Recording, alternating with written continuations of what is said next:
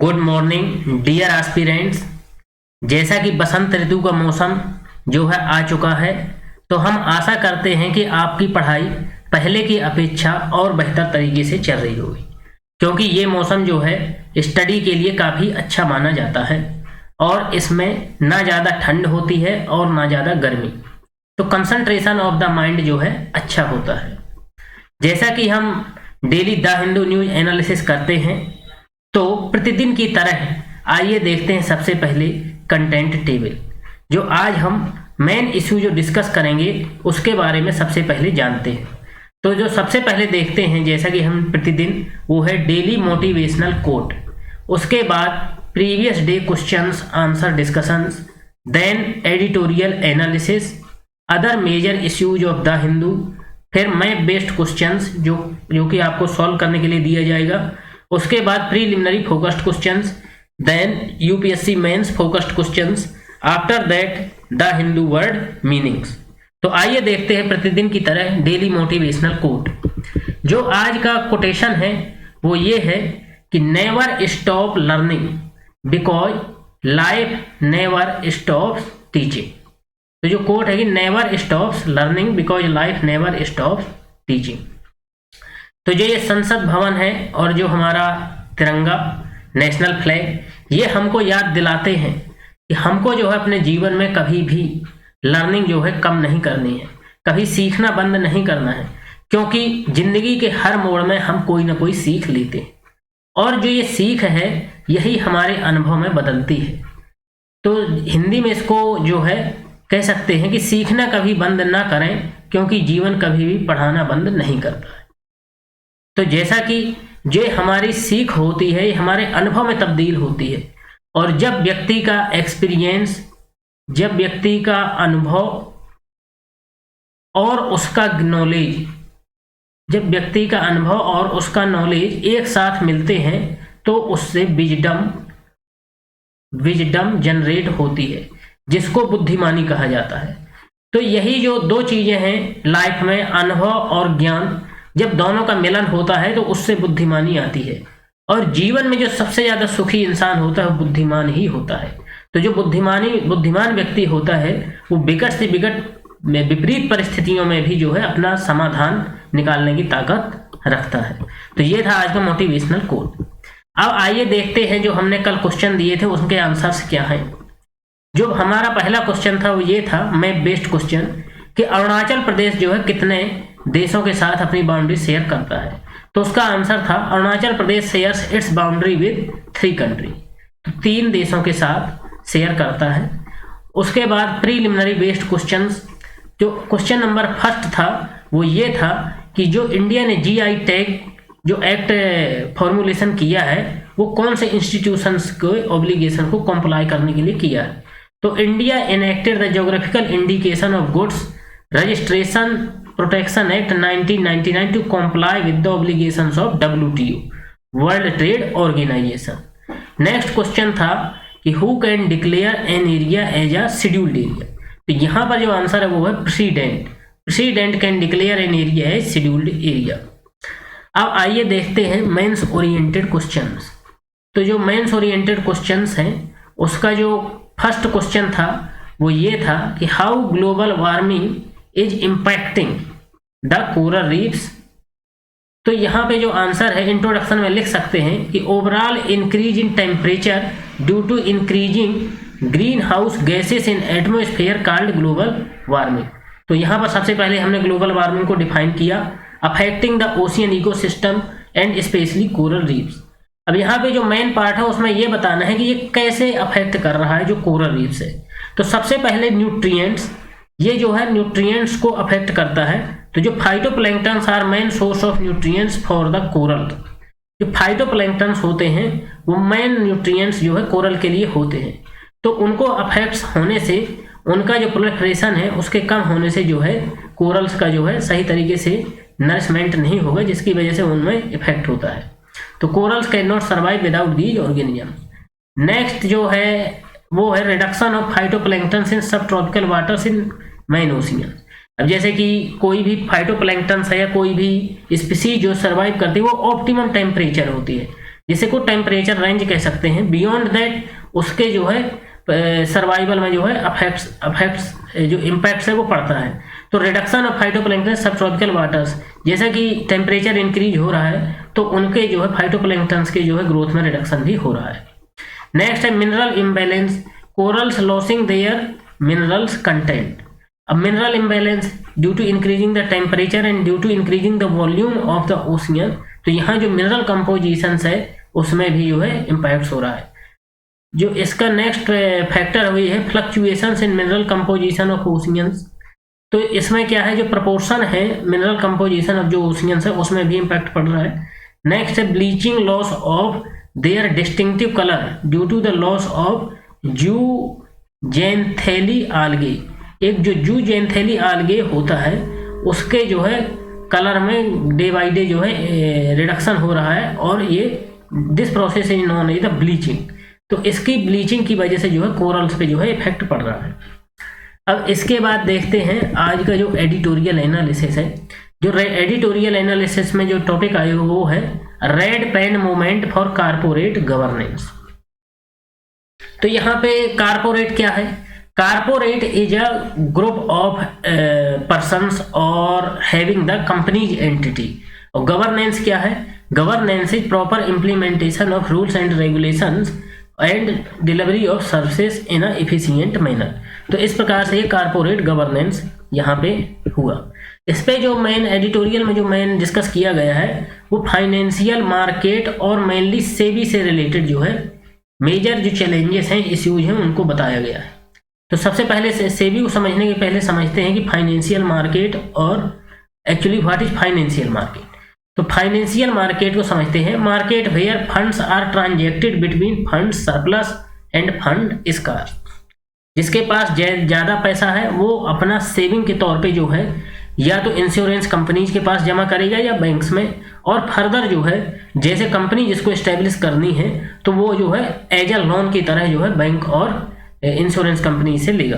तो इसको कहते हैं फंड सरप्लस। सरप्लस मतलब जिसकी अधिकता है और स्कार्स मतलब जिसके पास कमी है। तो Indian money market, financial market में मेनली दो तरह के मार्केट होते हैं, इंडियन मनी मार्केट और इंडियन कैपिटल मार्केट।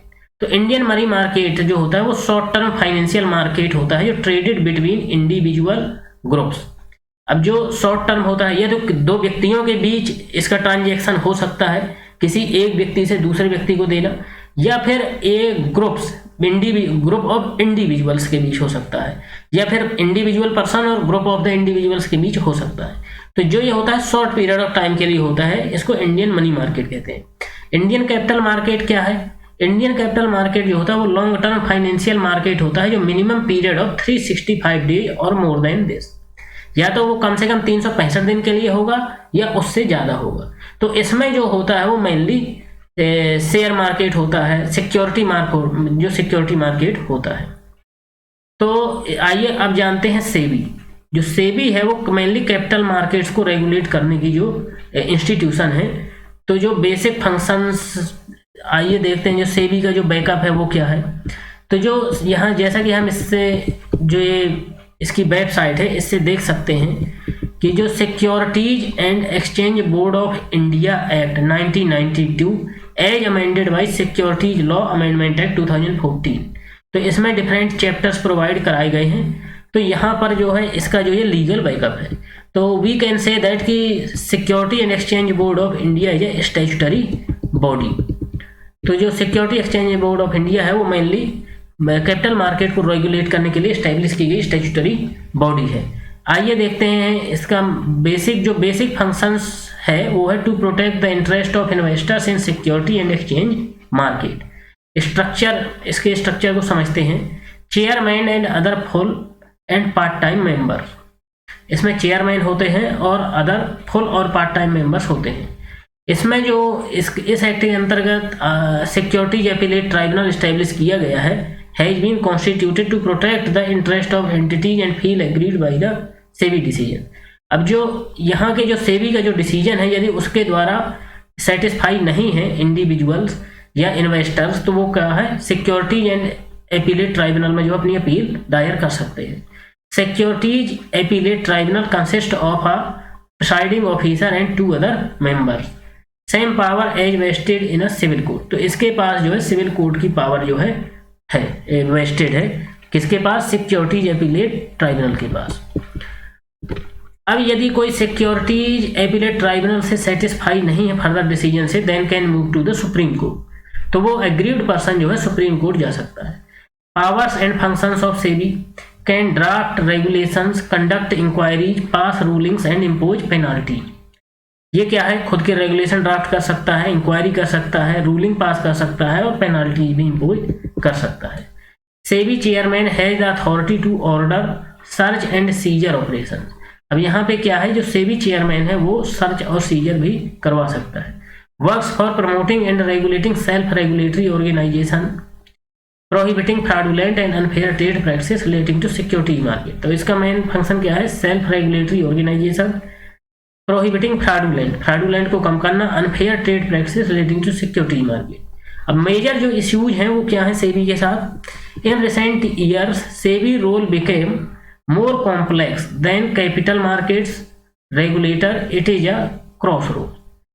अब जो है इसका जो सेबी का जो रोल है कुछ पिछले सालों में इसे काफ़ी कॉम्प्लेक्स बन गया है। जस्ट कैपिटल मार्केट रेगुलेटर के अलावा जो है धीरे धीरे ये अदर जो रेगुलेटर की तरह है, और इसमें जो बहुत सारी अपील्स हैं और नॉट सेटिस्फैक्ट्री, वो सुप्रीम कोर्ट पर बहुत सारी जो है फर्दर अपील्स जो है दायर की जाती हैं।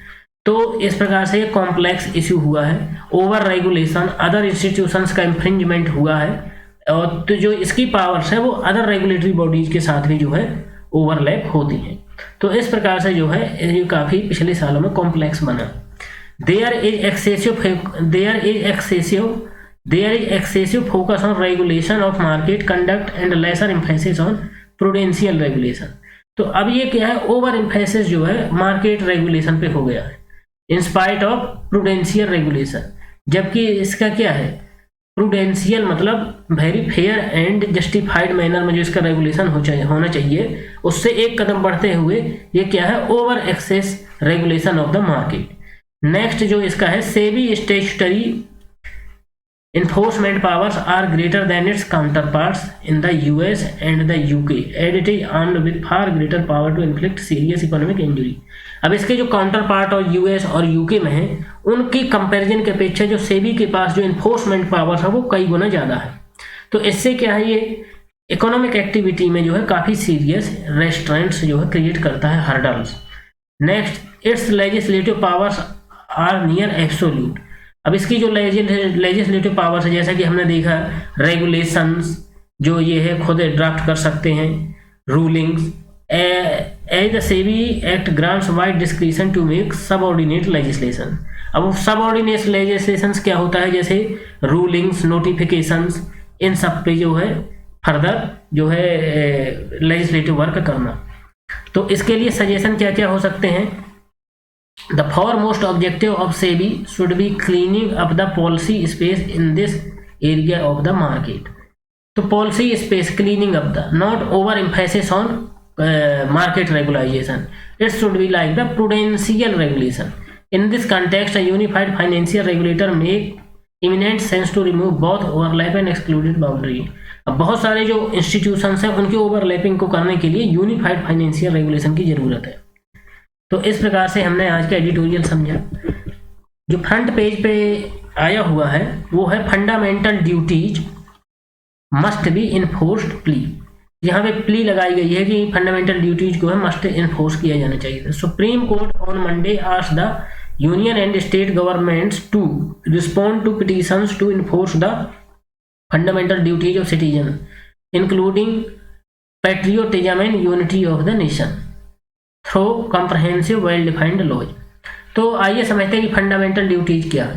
जो फंडामेंटल ड्यूटीज हैं वो अंडर आर्टिकल 51A के अंतर्गत जो है प्रोवाइड कराई गई हैं।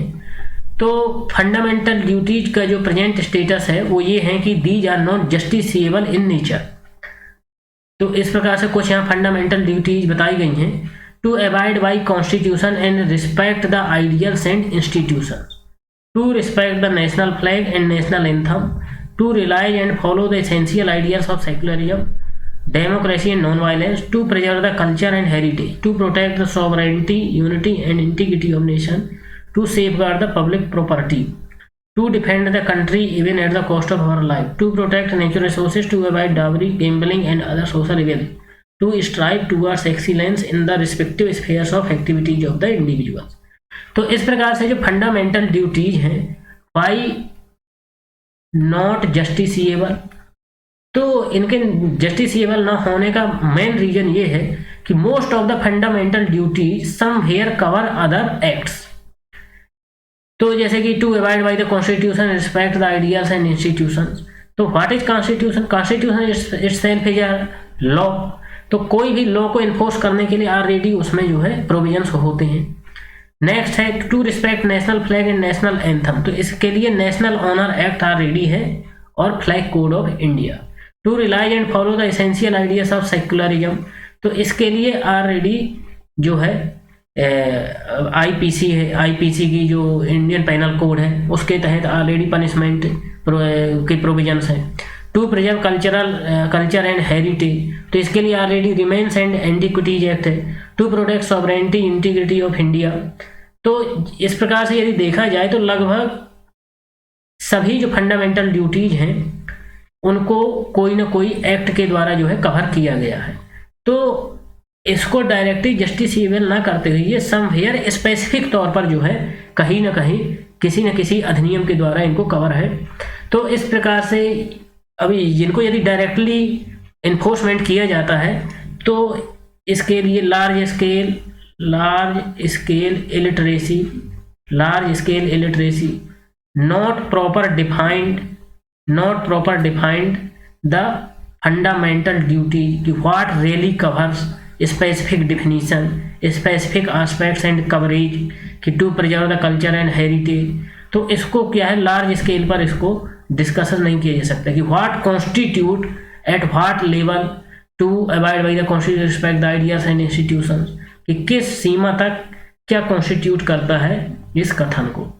तो इस प्रकार से फंडामेंटल ड्यूटीज को जो है जस्टिसिएबल नहीं किया गया है। आइए समझते हैं नेक्स्ट टॉपिक। यहाँ पे जो बताया गया है कि navy prepared for any contingency. यहाँ पे honourable prime minister, honourable president के द्वारा जो है ये स्टेटमेंट दिया गया है। तो competency of maritime services showcased. President Ramnath Kovind, who is also the supreme commander of the armed forces, on Monday expressed satisfaction over the preparedness and combat readiness of the navy in Visakhapatnam. तो जैसा कि president is commander of and superintendent of 3 forces, army, navy and air force, तो उन्होंने जो है satisfaction जो है showcase किया है। He was here to review the Indian fleet as part of presidential fleet review which is held once during the president term in office। तो इस प्रकार से उन्होंने जो है प्रोग्राम को जो है अटेंड किया और सेटिस्फैक्शन जो है शो किया है। जैसा कि कल जो है अंतर्राष्ट्रीय मातृभाषा दिवस था तो उसके ऊपर जो आया हुआ है ये टॉपिक कि protect mother tongue, the blood stained streets of Dhaka in 1952 are powerful reminder of the vitality of our mother language even today. तो यहाँ पर क्या है कि मदर टंग का जो इम्पोर्टेंस है वो काफ़ी ज़्यादा है। मदर टंग क्या है कि जो इंडिविजुअल सीखता है वो जब से सीखता है और अपने विचारों को अच्छे तरीके से एक्सप्रेस कर सकता है। As language is the best medium of communication. तो अपनी फीलिंग्स को, अपने विचारों को अच्छे तरीके से एक्सप्रेस करते हुए दूसरे के विचारों को भी एनालिसिस कर सकता है। तो यहाँ पर जो है जो लैंग्वेज होती है वो सबसे ज़्यादा कल्चर में, जो संस्कृति में सबसे ज़्यादा मोस्ट इफेक्टिव होती है, क्योंकि हम अपने आचार विचारों को तभी आदान प्रदान कर सकते हैं जब हमारी भाषा जो है मजबूत होगी। तो इस प्रकार से इसको प्रिजर्व करने की बात कही गई है कि किस प्रकार से अपनी संस्कृति को आगे बढ़ाया जाए और इसको संरक्षित किया जाए। नेक्स्ट जो टॉपिक है वो है India and France discuss Afghanistan Ukraine crisis. तो external affairs minister S Jaishankar held wide-ranging and productive talks with the French counterparts Jean-Yves Le Drian here, during which they discussed key regional and global issues। जैसा कि Ukraine और रसिया में जो है conflict काफ़ी दिनों से चल रहा है। तो इसमें जो है मेजर जो उन्होंने डिस्कस किया है यूक्रेन को लेकर, और इंडिया ने पहले भी ये सजेस्ट किया था कि जो है रसिया और यूक्रेन के बीच जो कॉन्फ्लिक्ट है उसको पीसफुल मैनर से और एमिकेबल तरीके से जो है उसको डिस्प्यूट को रिजॉल्व किया जाए। उन्होंने इंडिया की तरफ से जो है मिन्स्क एग्रीमेंट जो हुआ था उसकी प्रोटोकॉल को फॉलो करने का भी सुझाव दिया गया था। इसके अलावा उसको डिप्लोमेटिक तरीके से भी रिजॉल्व करने का जो है सुझाव दिया गया था। तो देखते हैं next topic is Russia to recognise Ukraine rebel regions. Russia to recognise Ukraine rebel regions. Kremlin says Putin will sign orders on independence of breakaway Lugansk and Donetsk territory। तो यहाँ पे Russia president Vladimir Putin will recognise the independence of eastern Ukraine separatist republics, the Kremlin said in a statement on Monday, adding that he had informed the French and German leaders of his decision. In the near future, the president plans to sign the order, the Kremlin said in a statement published before an anticipated national address from Putin। तो इस प्रकार से रसिया की तरफ से जो statement आया हुआ है वो Ukraine recognises Ukraine rebel regions, तो उसने यूक्रेन को क्या है एज अ रिबेल रीजन जो है रिकॉग्नाइज करने की बात कही है। अब जैसा कि हमने फर्स्ट जो क्वेश्चन था वो रिलेटेड था global warming how impacting the coral reefs, और जो सेकंड क्वेश्चन हमने कल दिया था वो ये था कि what is gravitational lensing and how it is helpful in knowing the universe. तो आइए देखते हैं कि what is gravitational lensing. It occurs when huge amount of matter such as massive galaxy, cluster of galaxy और black hole creates gravitational field that distorts and magnify the light from objects behind it.